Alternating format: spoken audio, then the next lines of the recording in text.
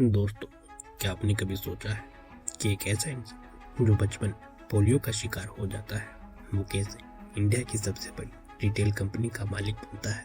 लोग कहते थे ये कुछ नहीं कर सकता, लेकिन उसी इंसान ने आज पूरे इंडिया की मिडिल क्लास के शॉपिंग करने के तरीके को बदल दिया है। मैं बात कर रहा हूँ विशाल मेगा मार्ट के फाउंडर रामचंद्र अग्रवाल की एक ऐसी कहानी जिसमें हमें स्ट्रगल, गलती और जबरदस्त कमबैक देखने को मिलता है। रामचंद्र अग्रवाल का बचपन पोलियो की वजह से बैसाखियों के सहारे पर बीता। मिडिल क्लास परिवार, पैसों की तंगी और लोगों की बात कि इसका फ्यूचर तो बेकार है, लेकिन रामचंद्र अग्रवाल कभी हार नहीं मानी। एक छोटी सी फोटोकॉपी शॉप से बिजनेस की शुरुआत करी और सीखा कि कस्टमर क्या चाहता है और मिडिल क्लास क्या अफोर्ड कर सकता है। और जब 1986 में कोलकाता से शुरुआत होती है विशाल गारमेंट्स की सिंपल दुकान, लेकिन सस्ते और वैल्यू फॉर मनी कपड़े, और आगे चलकर कोलकाता की यही शुरू विशाल रिटेल का रूप लेती है। सन 2007 कंपनी का आईपीओ आता है और शेयर के पहले ही दिन 75% का उछाल देखने को मिलता है और यहीं से कंपनी की वैल्यू बढ़कर 11,000 करोड़ की हो जाती है। अब हर कोई विशाल में इन्वेस्ट करना चाहता था और यहीं पर कंपनी की सबसे बड़ी गलती देखने को मिलती है।